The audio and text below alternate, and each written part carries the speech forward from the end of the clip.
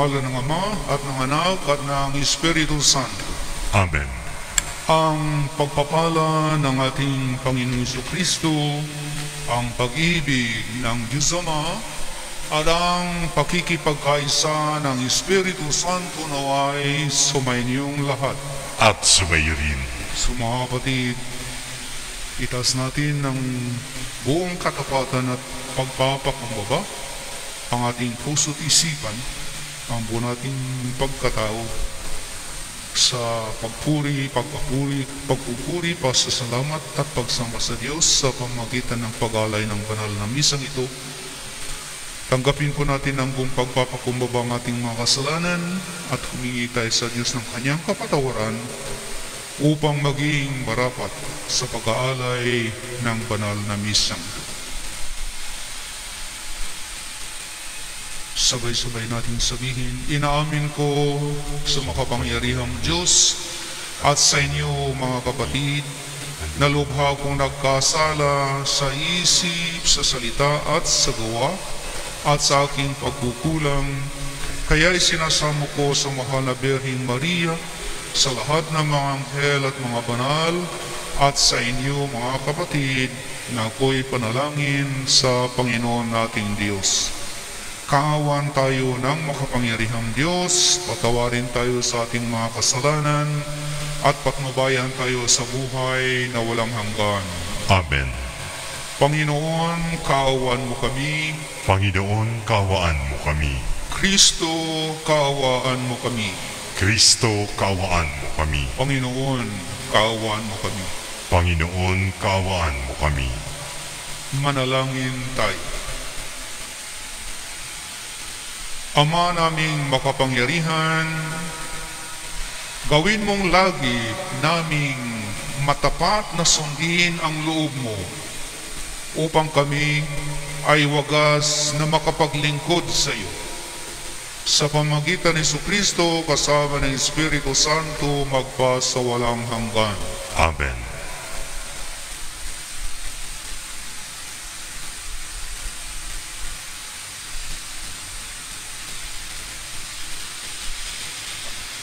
Pagbasa mula sa sulat ni Apostol San Pablo sa mga taga-Roma.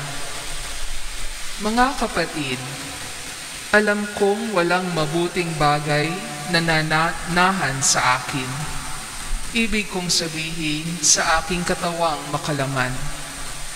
Kayang-kaya kong magnasa ng mabuti, hindi ko lang magawa ang mabuting ninanasa ko. Sapagkat hindi ko ginagawa ang mabuting ibig ko, kundi ang masamang hindi ko ibig ang siya kong ginagawa. Kung ginagawa ko ang hindi ko ibig, hindi na ako ang may kagagawan nito, kundi ang kasalanang nananahan sa akin. Ito ang natuklasan ko. Kapag ibig kong gumawa ng mabuti, ang masama ay malapit sa akin. Sa kaibuturan ng aking puso, ako'y nalulugod sa kautusan ng Diyos. Subalit nararamdaman kong may ibang tuntunin sa mga bahagi ng aking katawan, at ito'y salungat sa tuntunin ng aking isip. Dahil dito, ako'y naaalipin ng kasalanang nananahan sa mga bahagi ng aking katawan. Kahabag-habag ang kalagayan ko. Sino ang magliligtas sa akin sa katawang ito na nagdudulot sa akin ng kamatayan? Ang Diyos sa pamamagitan ni Jesucristo na ating Panginoon. Salamat sa Kanya. Ang salita ng Diyos. Salamat sa Diyos. Poon ituro mo sa akin ang utos mo upang sundin. Poon ituro mo sa akin ang utos mo upang sundin. Ako'y bigyan mo ng dunong ng tunay na karunungan. Yamang ako'y nagtiwala sa utos mong ibinigay. Poon ituro mo sa akin ang utos mo upang sundin. Kay buti mo, Panginoon, kay ganda ng iyong loob. Sa akin ay ituro mo ang bigay mong mga utos. Poon ituro mo sa akin ang utos mo upang sundin. Aliwin mo sana ako niyang pag-ibig mong lubos, katulad ng binitiwang pangako sa iyong lingkod. Poon ituro mo sa akin ang utos mo upang sundin. Sa akin ay mahabag ka, at ako ay mabubuhay. Ang lubos kong kasiyahay nasa iyong kautusan. Poon ituro mo sa akin ang utos mo upang sundin. Ang utos mo'y susundin ko, di ko ito tatalikdan. Pagkat dahil sa utos mo, ako ngayon nabubuhay. Poon ituro mo sa akin ang utos mo upang sundin. Ang lingkod mo'y iyong-iyo, kaya ako'y iligtas. Ang pagsunod sa utos mo ay siya kong sinisikap. Poon ituro mo sa akin ang utos mo upang sundin. Tayo po'y magbigay galang sa mabuting balita.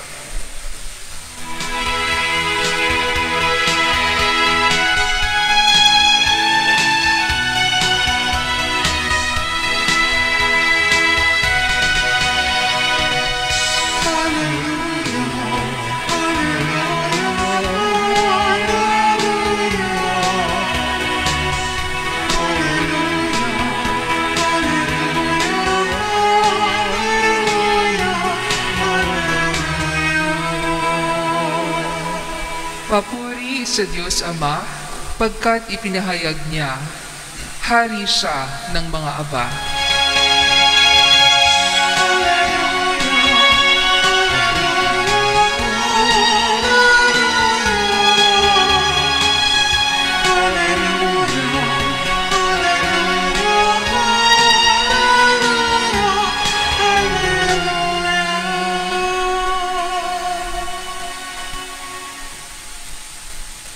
Sumainyo ang Panginoon. At sumayo rin. Ang mabuting balita ng Panginoon ayon kay San Lucas.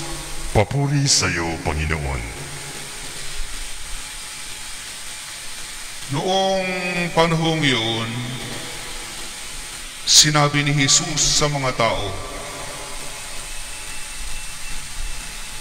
kapag nakita ninyong makapalang ulap sa kanluran, sinasabi ninyong uulan. At gayon nga ang nangyayari. At kung umihip ang hangin timog, ay sinasabi ninyong iinit. At nagkakagayon nga, mga mapagpaimbabaw. Marunong kayong bumasa ng palatandaan sa lupa at sa langit. Bakit hindi niyo mabasa ang mga tanda ng kasalukuyang panahon? Bakit hindi niyo mapagpasiyahan kung alin ang matuwid? Kapag isinakdal ka sa hukuman, makipag-ayos ka sa nagsakdal habang may panahon. Baka kalad ka rin kanya sa hukuman at ibigay ka ng hukom sa tanod at ibilanggo ka naman dito. Sinasabi ko sa inyo, hindi ka makalalabas doon hanggang hindi mo nababayaran ang kahuli-hulihang sentimo. Mga kapatid, ang mabuting balita ng Panginoon. Pinupuri ka namin, Panginoong Jesucristo. Marunong kayong bumasa ng palatandaan sa lupa at sa langit. Bakit hindi niyo mabasa ang mga tanda ng kasalukuyang panahon? Ito'y mga mapalahamon na salita ng ating Panginoon Hesus sa mga tao noon na kanyang kausap, na ang kaisipan ay totoo noon at totoo hanggang sa kasalukuyan. Ano bang mga pangyayari? Bakit napakinggan natin ang salita ng Panginoong Hesus na ito nung sinabi niya sa mga tao, marunong kayong bumasa ng palatandaan sa lupa at langit. Bakit hindi niyo mabasa ang mga tanda ng kasalukuyang panahon? Itong mga nakarang mga panahon po, yung salitang signs of the times ay naging palaging palaisipan ng marami. Pero dito po, yung salita na yon, signs of the times, ay nakabase sa salita ni Jesus. Natin pong napakinggan ngayon ho, na sinabi nga ho niya, marunong kayong bumasa ng palatandaan sa lupa at sa langit. Bakit hindi nyo mabasa ang mga tanda ng kasalukuyang panahon? Nung sinabi ni Jesus po ang mga ito, ang mga kanyang kausap, siyempre ang mga Hudyo po, na marunong po na magbasa ng weather, kapanahunan, uulan o iinit. Kumbaga, ang weather bureau noon, hindi nila kailangan, wala ho tayong walang mga weather bureau pa noon, siyempre ho. Kundi by their sheer observations of time and weather, nababasa nila with exactness kung uulan o hindi sa pamamagitan ng signs of the times. Kaya sinabi niya, marunong kayong bumasa ng palatandaan sa langit, sa lupa at langit. Bakit hindi nyo mabasa ang mga tanda ng kasalukuyang panahon? Anong kasalukuyang panahon na sinasabi ng Panginoong Hesus dito? Na kanya pong tinutumbok, ika nga natin, ang kaisipan at kamalayan ng kanyang mga kababayan. Ang palatandaan po ay, na sinasabi po ng Panginoong Hesus dito, na naintindihan ho ng kanyang mga kababayan ay, kasama nila ngayon sa kasalukuyan. Ang kasalukuyan ay ang pagdating ng Panginoong Hesus, ang anak ng Diyos, ang Mesiyas, ang tagapagligtas, na kasama nila na nagdadala ng mabuting balita, ng kapayapaan, at ang pagdating, ika nga natin, ng bagong kaayusan ng paghahari ng Diyos. Alam po natin ho na ang unang salita ng Panginoong Hesus nung siya po ay magsimulang mangaral sa mga tao ay, magsisi kayo at pakinggan ang mabuting balita. Nasa sa inyo, sa gitna ninyo, ang paghahari ng Diyos. Si Jesus po, ang paghahari ng Diyos na nasa kanilang piling ng kanyang mga kababayan na hindi ho nababasa nila ng kanyang mga kababayan. Sapagkat hindi nila ho tinatanggap si Jesus na ayon sa kanya pong pagpapahayag ng kanyang sariling siya po nga ang anak ng Diyos, ang anak ni David, ang inaasahang tagapagligtas, kumbaga, mga ngaral, propeta, ayon sa mga propeta nung una, ang kanyang mga kababayan hindi ho nila tinatanggap si Jesus. Alam po natin po yun. Kaya yun ang sinabi niya, marunong kayong bumasa ng kapanahunan na tamang sinasabi niyo sa weather bureau ninyo, pero hindi niyo alam. Parang sinasabi niya, nabasahin ang palatandaan ng panahon sa kasalukuyan. Nang panahon na yon ay ang pagdating sa gitna, sa sandaigdigan, sa gitna nila, ang anak ng Diyos. So yun po nga sinasabi ng Panginoong Hesus dito. Kaya, sabi nga ng Panginoong Hesus, Bakit hindi ninyo mapagpasiyahan kung alin ang matuwid? Hindi kayo makapagpasiya kung ano ang dapat ninyong gawin. Tungkol natin sa mga turo ni Jesus ng kapayapaan, reconciliation with one another. Kaya sinabi niya sa mga tao dito, ang tumbok ng Panginoong Hesus dito po ay yung kaugalian ng mga tao tungkol natin sa relationship nila na makipagkasundo agad-agad kung mayroon kayong kaso sa relationship ninyo sa isa't isa. Yun ang sinasabi ni Jesus dito. Bakit hindi nyo mapagpasihan kung alin ang matuwid? Kapag isinakdal ka sa hukuman, makipag-ayos ka sa nagsakdal habang may panahon. Baka kalagkarin ka niya sa hukuman at ibigay ka sa hukom sa tanod at ibilanggo ka naman. Sinasabi ko sa inyo, hindi ka makalalabas doon hanggat hindi mo mababayaran ang kahuli-hulihang sentim.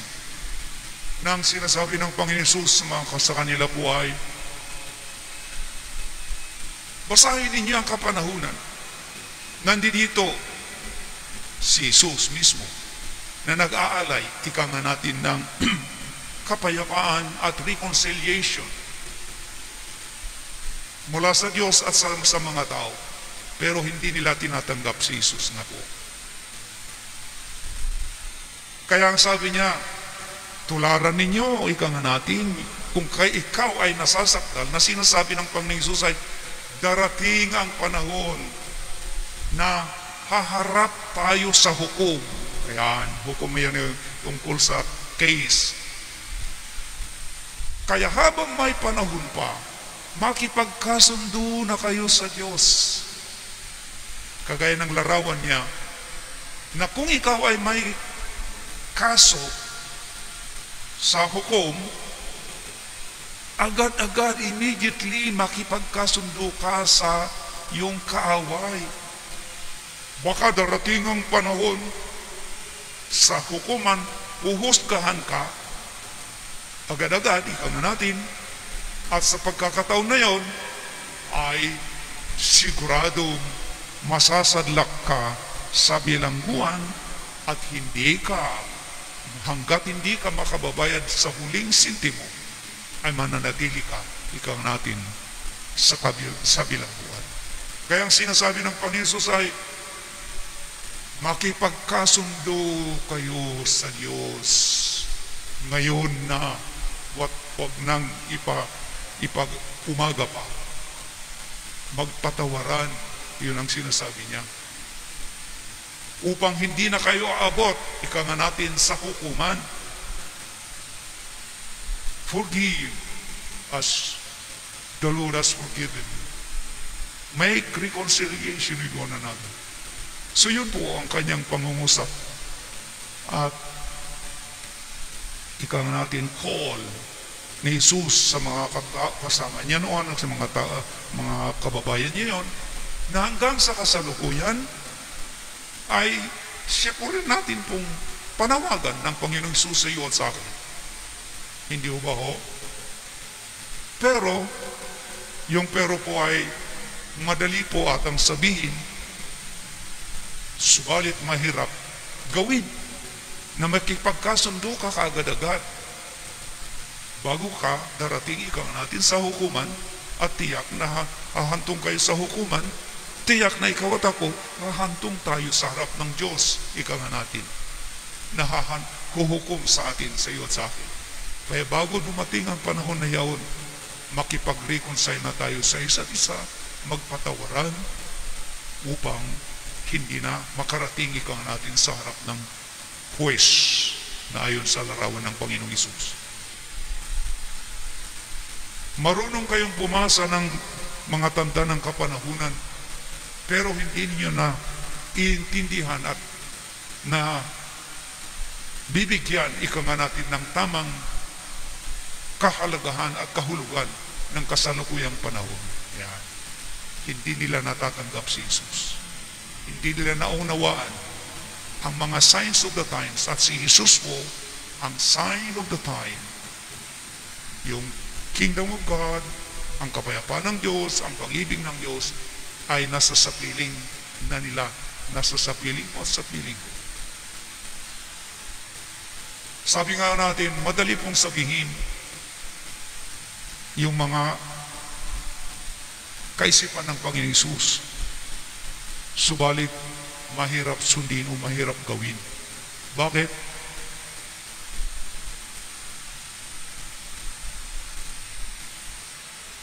Si St. Paul po, yung unang pagbasa, ay sinasabi niya ho yung human situation, human nature, kalikasan ng tao na nararanasan mo at nararanasan ko. Na hindi po tayo makapag-decide kaagad-agad, kahimat alam po natin ang mabuti at ang masama. Na sinasabi ni St. Paul, pakinggan mo natin na muli, mga kapatid, alam kong walang mabuting bagay sa nanananahan sa akin.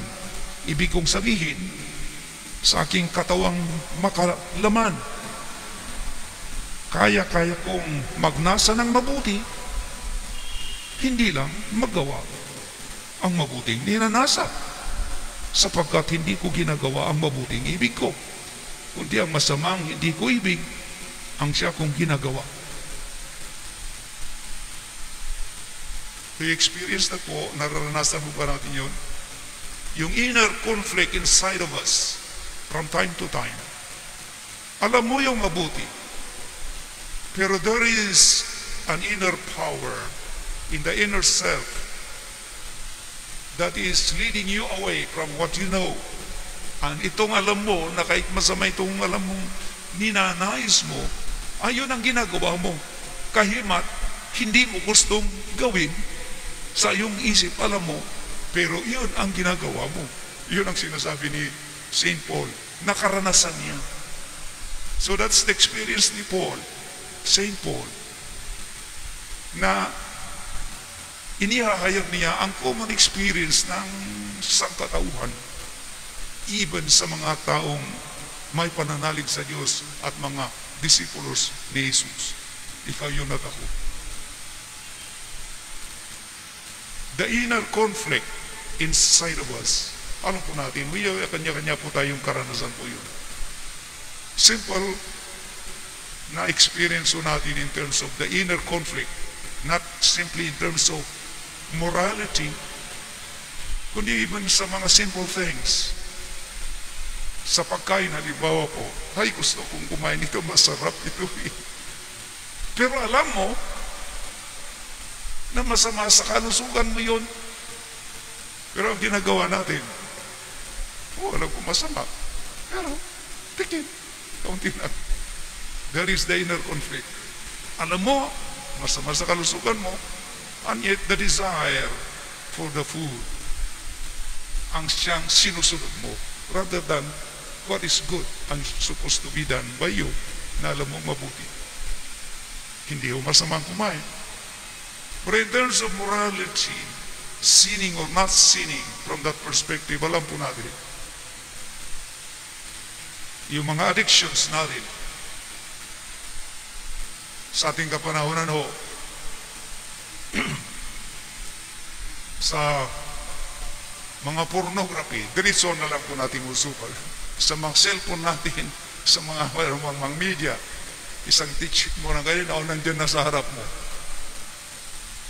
Alam mo na hindi mo dapat ikaw, nakatagasunod tayong mga tagasunod ni Jesus, I know, hindi mabuti ito dahil nagkakasala ko nito eh. Alam ko. And yet, ginagawa natin.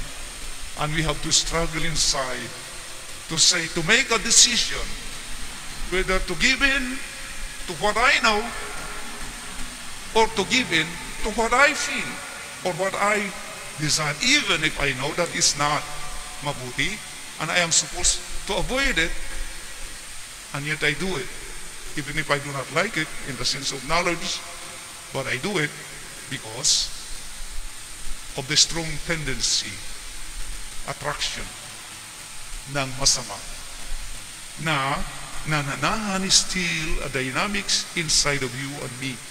Kaya sinasabi natin kung minsan, "Oh Lord, ano ba itong gagawin ko sa sarili ko? Hindi ko nagtutunggali, ika nga natin, nagbibinitan ang mabuti at ang masamang espiritu sa sarili ko." Yun po. Kaya sabi ni St. Paul, "Ay, kawawa ako sa katotohanan ng sitwasyon na ito ko. Sino ang liligtas sa akin sa mga panloob na karanasan na ito?" At ang sigaw na rin ni St. Paul na siyang sinabi niya, ang Diyos lamang kay Kristo Jesus ang makapagpapalaya sa akin. Ika nga natin sa conflict na ito. Kaya, kung mayroon po tayong mga karanasan na gano'n, and we have all of us, those are the moments when we have to make a decision again and again for the conflict, moral conflict inside of us po ay laging nandidiyan habang buhay tayo kumbaga. For the grace of God is constantly at work. Ang grasya, pag-ibig, sustaining love and mercy ng Panginoon kay Jesus nating Panginoon ay laging nasa sayo at sa akin. Bagamat the fallen human nature ay still taglay ko pa rin. Kaya yung salita ho natin tayo pong mga may pananalig sa Diyos is that ang tagasunod ni Jesus, ang Christian, ang Kristiyano ay taong makasalanan, subalit taong iniligtas, naligtas na sa grasya ng Panginoon. So yun, ikaw yun at ako, na many times we see the inner struggle inside of us. Lalo na po yung mga addictions natin, na pag sinabi nating addiction, something hindi po mabuti. Moral addiction or physiological addiction, sexual addiction, whatever. These are all addiction, leading us away from God rather than to God. Yung mga ganon. And we know how that unless we recognize po ang kahinaan at karupukan ng aking pagkatao, and to recognize that I am dependent on God's love and mercy and forgiveness, sustaining grace in me, who can liberate me from this inner struggle or inner conflict? St. Paul says, only God in Christ Jesus, siya ang makapagliligtas sa atin.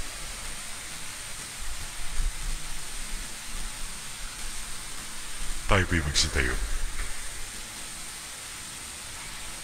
Sinasabi ng Panginoon na maging handa tayo sa araw ng kanyang pagbabalik.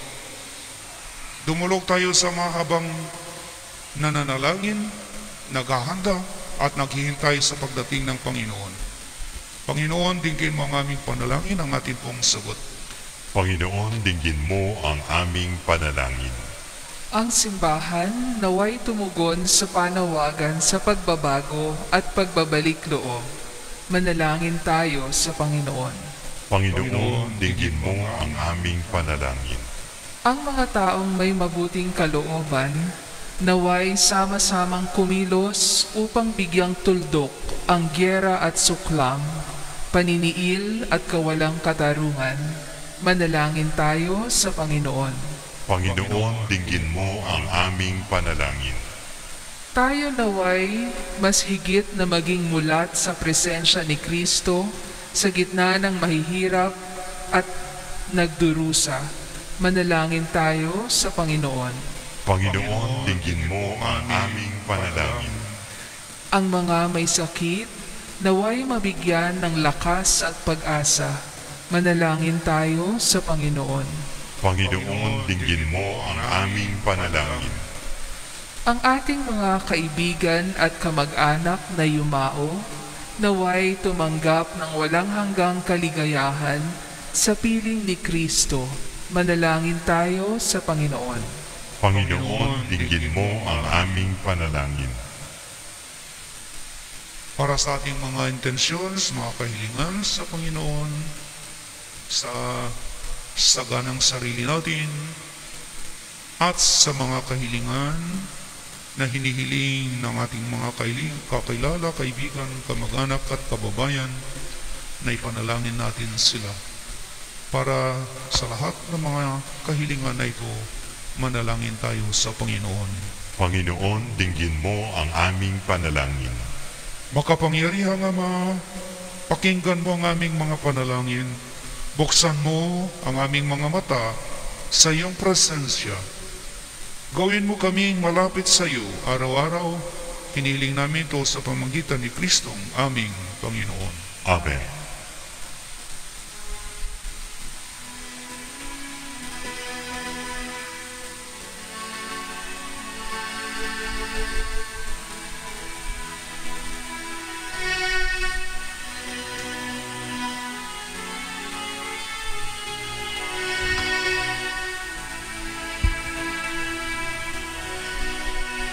Kapuri-puri ka, Diyos ang lumikha sa sanglibutan sa iyong kagandahan loob. Narito ang aming may alay mula sa lupa't buong ng aming paggawang alak. Ang tinapay na ito para maging pagkain nagbibigay buhay. Kapuri-puri ang poong may kapal, ngayon at kailanman.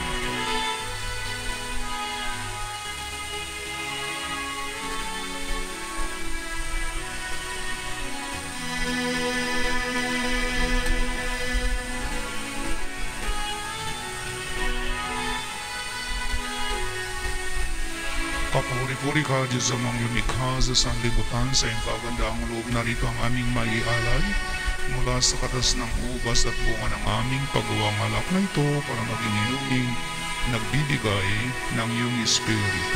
Kapuri-puri ang poong may kapal, ngayon at kailanman. Diyos amang lumikha, nakikiusap kaming mga makasalanan, tanggapin mo ang aming pagsisisi bilang handog upang kami matutong sumunod sa iyo ng buong puso.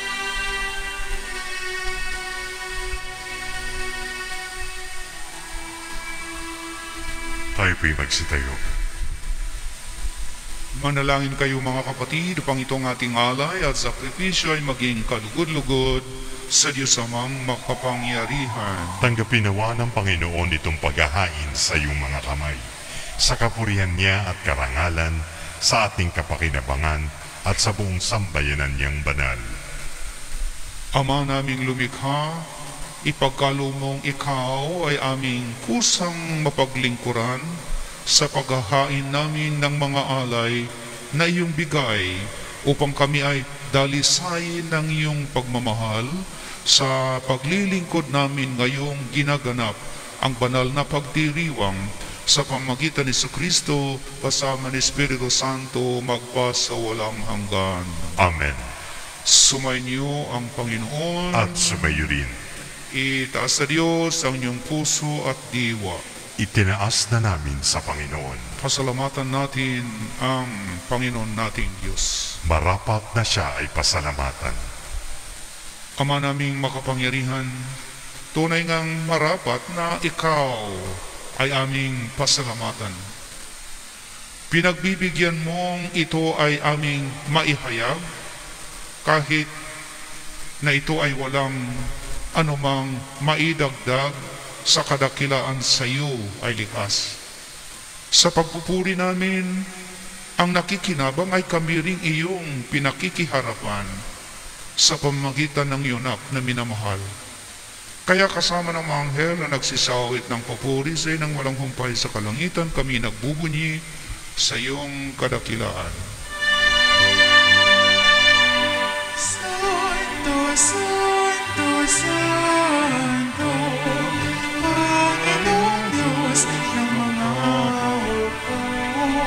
Nabubuno ang langit at lupa ng kadakilaan mo. Hosanna,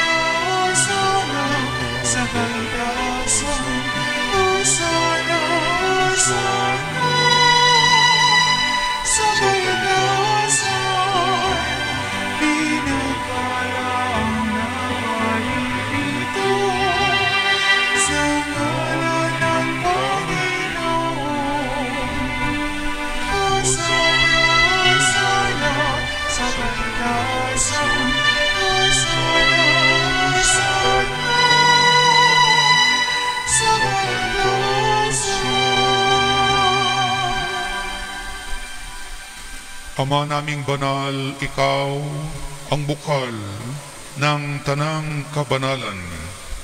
Kaya't sa pamamagitan ng iyong Espiritu, gawin mong banal ang mga kaloob na ito upang para sa amin ay maging katawan at dugo ng aming Panginoong Hesukristo.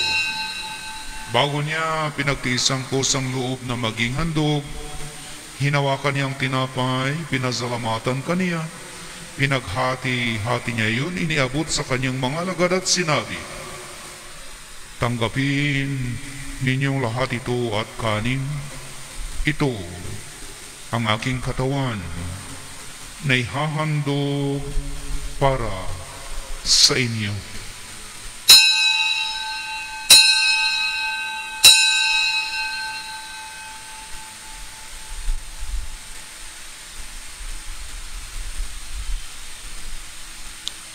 Gayon din naman, noong matapos ang hapunan, hinawakan niyang kalis, muli kanyang pinasalamatan, iniabot niya ang kalis sa kanyang mga alagad at sinabi, "Tanggapin ninyong lahat ito at inumin. Ito ang kalis ng aking dugo, ng bago at walang hanggang tipan. Ang aking dugo na ibubuhos para sa inyo at para sa lahat sa ikapagpapatawad ng mga kasalanan. Gawin ninyo ito sa pag-alaala sa akin."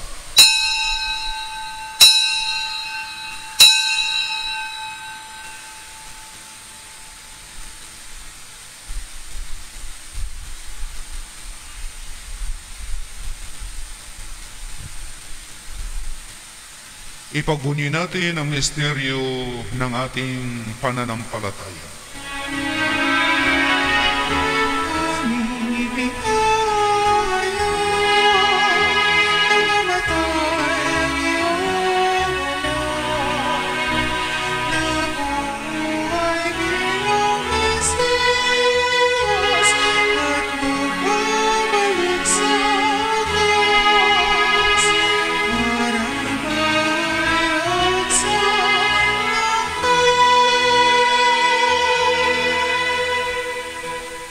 Ama, ginagawa namin ngayon ang pag-alaala sa pagkamatay at muling pagkabuhay ng iyong anak.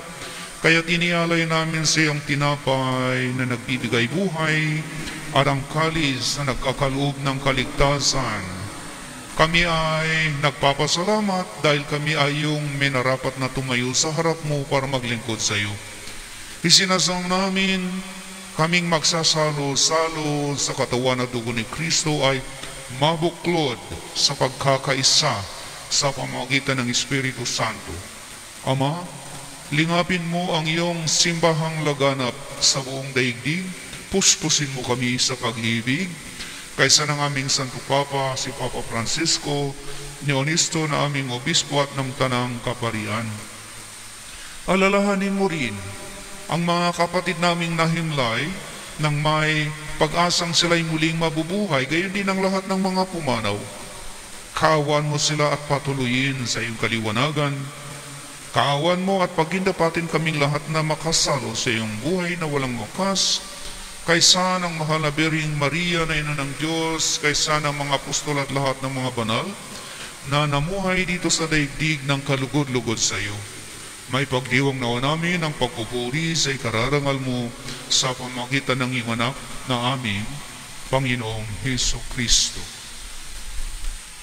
Sa pamamagitan ni Kristo, kasama niya at sa kaniyang lahat ng parangal at papuri ay sa iyo, Diyos amang makapangyarihan, kasama ng Espiritu Santo, magpa sa walang hanggan.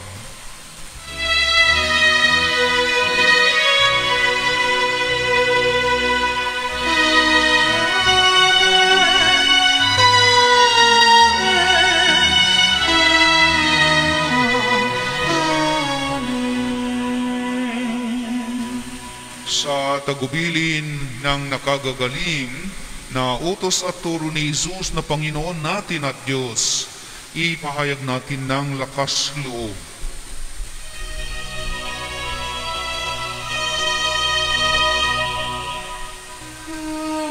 Anak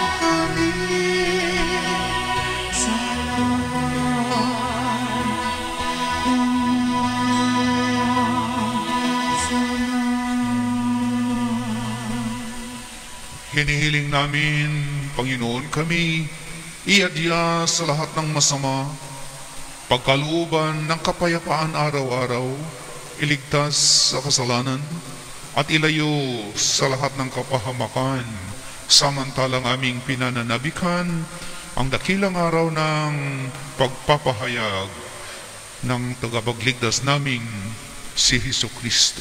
Sapagkat iyo ang kaharian at ang kapangyarihan at ang kapurihan magpakailanman. Amen. Panginoong Jesucristo, sinabi mo sa iyong mga apostol, kapayapaan ang iniiwan ko sa inyo, ang aking kapayapaan ang ipinagkakaloob sa inyo. Tunghayan mo, Panginoon, ang aming pananampalataya at huwag ang aming mga pagkakasala. Pagkalooban mo kami ng kapayapaan at pagkakaisa ayon sa iyong kalooban, kasama ng Espiritu Santo magpasawalang hanggan. Amen. Ang kapayapaan ng Panginoon ay laging sumainyo. At sumayo rin. Magbigayin po tayo ng kapayapaan sa isa't isa. Peace po sa inyong lahat.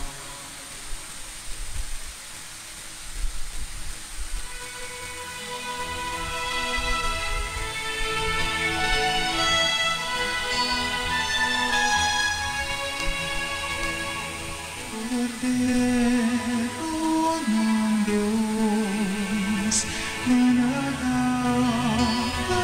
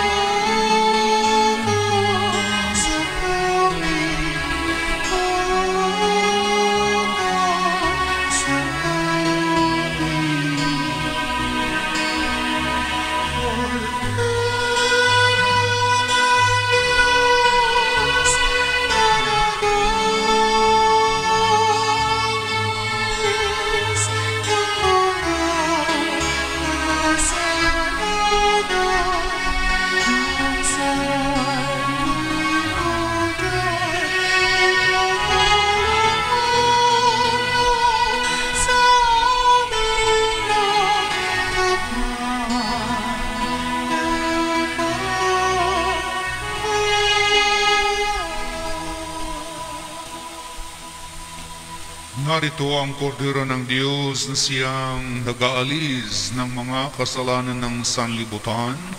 Mapapalad iyang mga tinatawag sa piging ng Panginoon. Panginoon, hindi ako karapat-dapat na magpatuloy sa iyo. Ngunit sa isang salita mo lamang ay gagaling na ako.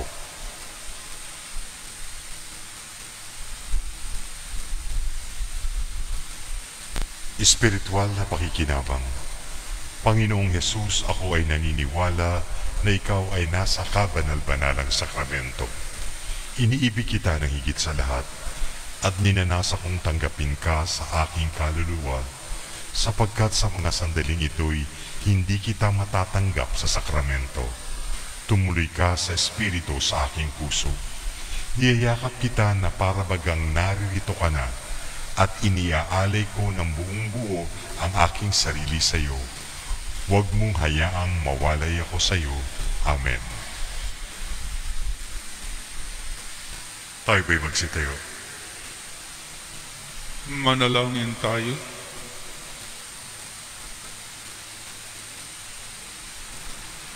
Ama naming mapagmahal, gawin mong sa aming banal na pakikinabang. Kami ngayon ay iyong matulungan at mahubog para mamuhay sa kalangitan sa pamamagitan ni Jesucristo kasama ng Espiritu Santo magpasawalang hanggan. Amen. Sumainyo ang Panginoon At sumayo rin. at naway pagpalain kayo ng makapangyarihang Diyos, Ama, Anak, at Espiritu Santo. Amen. Pumayo tayong mapayapa, taglayang pag-ibig ni Kristo, tapos na ang banal na misa. Salamat sa Diyos.